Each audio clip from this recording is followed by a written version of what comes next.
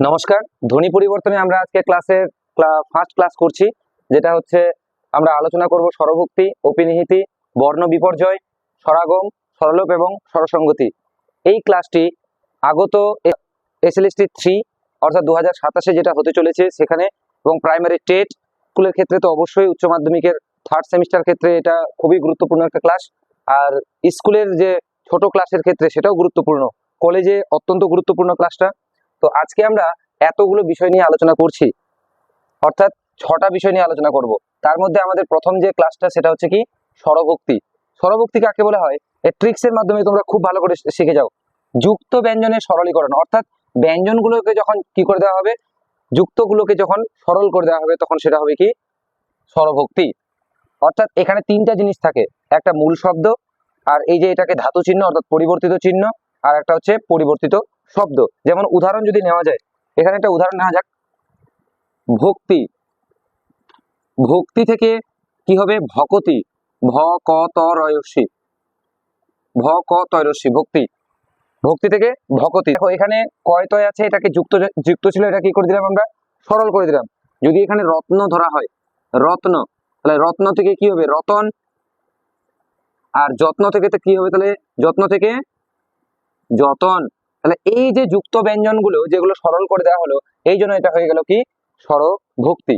আমরা চলে যাচ্ছি অপিনিহিতির দিকে। ট্রিক্স হচ্ছে কারের পরিবর্তন। এখানে কারের পরিবর্তন আমরা বেশি করে দেখব। এটা কি ঋষিকার, ঋষিকার কি হয় রস্যই হয়, আর রস্যকার কি হয় রস্যু হয়। কারের পরিবর্তন খুব ভালো করে মনে রাখবো। যেমন উদাহরণে আমরা যদি দেখি, রাতি, রয়াকার তয়রসী, রাতি থেকে কি হবে রাইত। সহজ জিনিস। দেখো এখানে দেখো ভালো করে, রস্যিকারটা কি হয়ে গেল রস্যই হয়ে গেল, হলো না? রস্যিকার কি হলো রস্যই হলো। আর আগে কি চেঞ্জ হয়েছে? একদমই না। তাহলে রস্যিকার আছে কি হয়ে গেল রস্যই হলো। তাহলে এটা কি হবে আজি, কি হবে আজি, কি হবে আইজ। কেন কেন কেন, এই লিখার আগে ভালো করে বুঝে যায়। রস্যিকার আছে কি হলো রস্যই হয়ে গেল, ঠিক কি না? তাহলে রস্যিকার রস্যই হয়, আর রস্যকার রস্যও হয়। যেমন একটা উদাহরণ যদি দেওয়া হয়, সাধু কি হবে সাধু কি হবে, এই যে রস্যকার কি হয় রস্য হয়ে যায়, কি হবে তাহলে বল, দন্তাশয়কার রস্য আর ধ, সাউদ কি হবে সাধু থেকে সাউদ, রাতি থেকে রাইত, আজি থেকে আইজ। এই যে ধ্বনি পরিবর্তন, একেই বলা হয় কি অপিনিহিতি।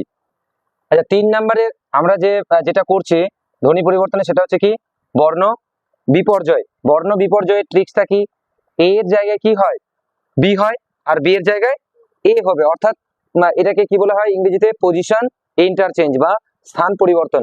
তো আমি এখানে লিখে রাখছি position interchange, POSITION INTERCHANGE, position interchanging বা পজিশন ইন্টারচেঞ্জ আমরা লিখে রাখতে পারি, অর্থাৎ স্থান পরিবর্তন। যেমন আমি একটা উদাহরণ যদি লিখি, রয়হস্যি কয় দন্তাশয় আকার, এটাকে কি বলা হয় রিক্সা। কি বলা হয় রিক্সা থেকে হবে কি রিস্কা, রয়সে দন্তাশয় কয় আকার। ভালো করে বিষয়টা বুঝবো, একটা বুঝলেই আমরা এখানে সবকিছু বুঝতে পারবো। এখানে দেখি রিক্সা আছে না, রয়হস্যি কয় দন্তাশয় আকার আছে। এইবার এই কয় দন্তাস্ব ছিল, কটা উপরে ছিল দন্তাস্বটা নিচে ছিল। এখানে ভালো করে লক্ষ্য করি, দন্তাস্বটা উপরে চলে গেল, কটা নিচে চলে আসলো, ঠিক কিনা? তাহলে পজিশন ইন্টারচেঞ্জ হলো কি হলো না? অর্থাৎ এ এর জায়গায় কি হয়ে গেল বি, আর বি এর জায়গায় কি এ। এটাকেই বলা হয় কি বর্ণ বিপর্যয়। বুঝতে পারছি বিষয়টাকে? আমি আরেকটা উদাহরণ দিয়ে দিই, তাহলে আরো সুন্দর হবে। বয় আকার কয় দন্তাস্ব কি হয়, তাহলে কি হবে এটাকে চেঞ্জ করে, কি বয় আকার দন্তাশয় কয় হবে বাক্স, তাই না? তাহলে বাক্স থেকে কি বাস্ক। তাহলে এই যে ইন্টারচেঞ্জ, এটাকে কি বলে বর্ণ বিপর্যয়। একটু আচ্ছা, আমরা শেষ করলাম হচ্ছে 3টে।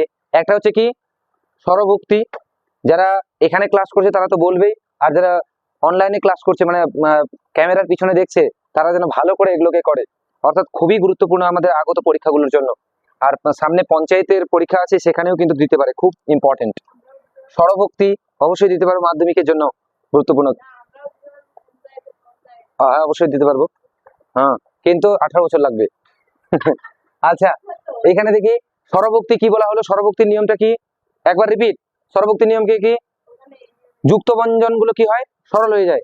যুক্ত ব্যঞ্জন গুলো কি হচ্ছে, সরল হচ্ছে। অপিনিতে কি আমরা কি দেখলাম, রস্যুকার রস্যই হয়, আর না রস্যিকার রস্যই হয়, আর রস্যুকার রস্যু হয়। এটা হচ্ছে অপিনিহিতের ক্ষেত্রে, অর্থাৎ কারের পরিবর্তন ঘটছে আমাদের ওখানে। চলে আসি বর্ণ বিপর্যয়, আমরা কি দেখলাম, পজিশন ইন্টারচেঞ্জ অর্থাৎ স্থান পরিবর্তনের ক্ষেত্রে। আমরা চলে আসছি 4 নাম্বার অর্থাৎ স্বরাগম। আমরা ট্রিক্সে দেখব স্বরের আগমন ঘটছে কিরকম ভাবে। দুটো জিনিস এখানে লেখাচ্ছি, উচ্চারণের সুবিধার জন্য, উচ্চারণের সুবিধার জন্য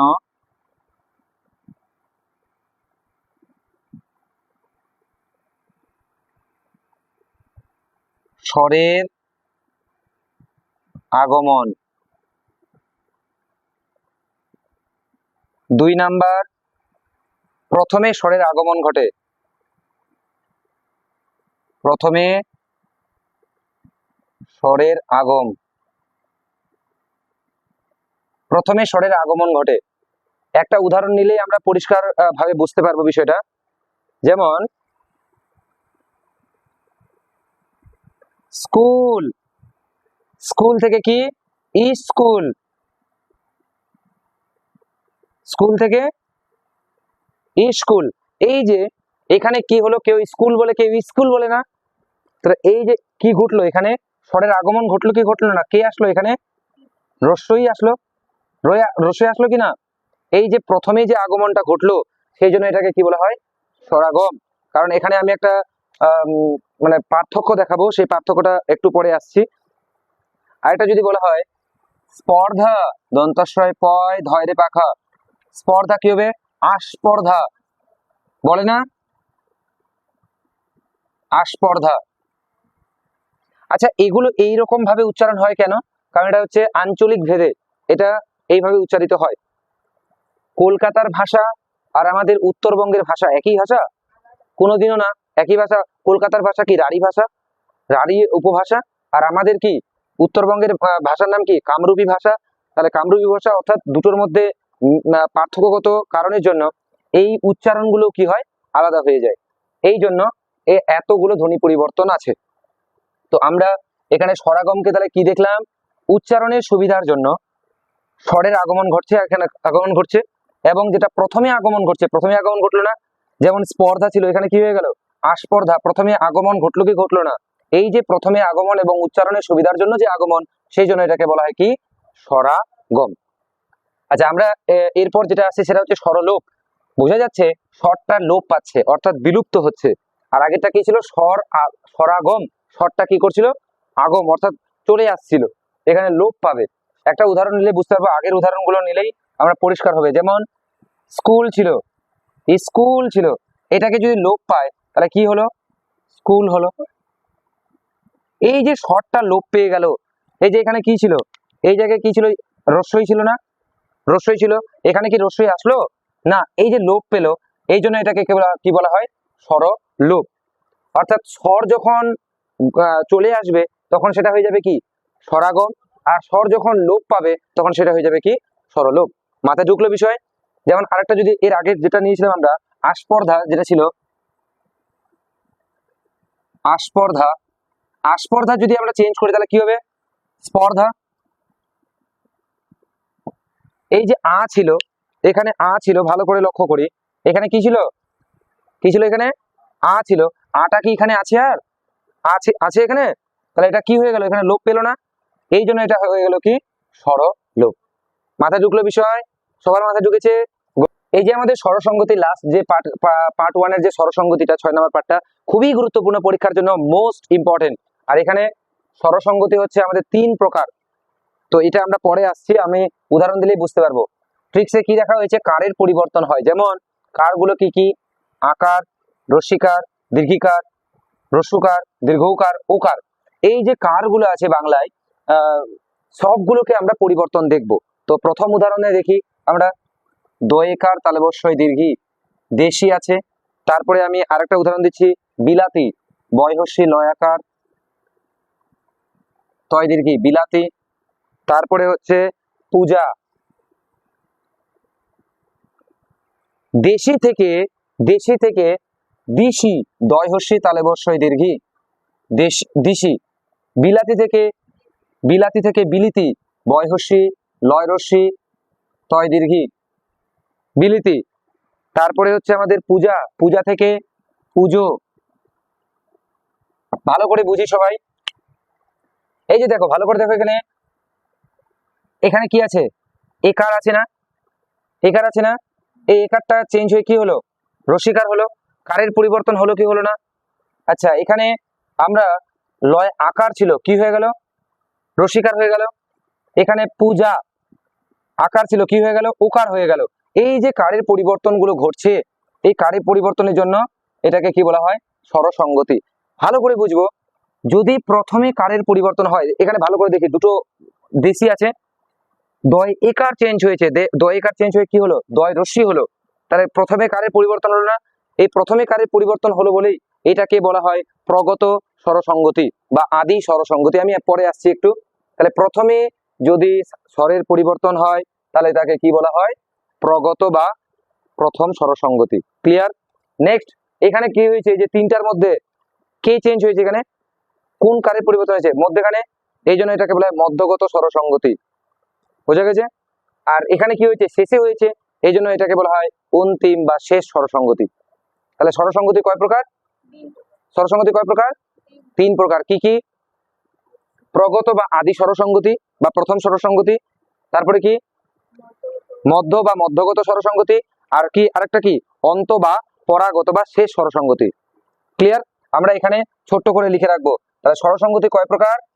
3 প্রকার। 1 নাম্বার হচ্ছে প্রগত, বা এর অপর নাম কি আদি বা প্রথম। আমরা এই দুটো নাম বেশি জানি, একটা প্রগত, একটা হচ্ছে আদি। 2 নাম্বার যেটা, সেটা হচ্ছে কি মধ্য, বা আরেকটা নাম মধ্যগত,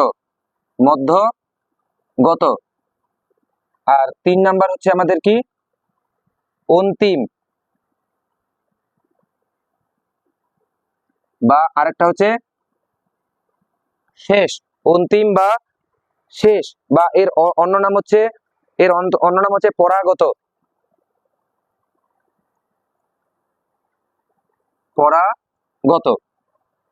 তাহলে আমরা কি দেখলাম, স্বরসঙ্গতিতে কি দেখলাম, যে যখন প্রথমে স্বরের আগমন ঘটে, তখন তাকে কি বলা হয়, প্রগত বা আদি বা প্রথম স্বরসঙ্গতি। যদি মধ্যেখানে হয়, তাহলে সেটা হবে কি মধ্যগত বা মধ্যম স্বরসঙ্গতি। যদি সেটা কি হয়, শেষে হয়, তাহলে সেটা হয়ে যাবে কি অন্তিম বা শেষ বা পরাগত স্বরসঙ্গতি। ক্লিয়ার? বুঝতে পারছি? তাহলে এই ছিল আমাদের কটা, 6টা ধ্বনি পরিবর্তন পার্ট 1 এর। আমরা পার্ট 2 তে খুব তাড়াতাড়ি শীঘ্রই ফিরে আসছি। পার্ট 1 কেমন লাগলো অবশ্যই করে ভিডিওর কমেন্ট সেকশনে জানাবে, এবং ভালো লাগলে ভিডিওটিকে অবশ্যই লাইক এবং সাবস্ক্রাইব করবে আমাদের চ্যানেলটাকে।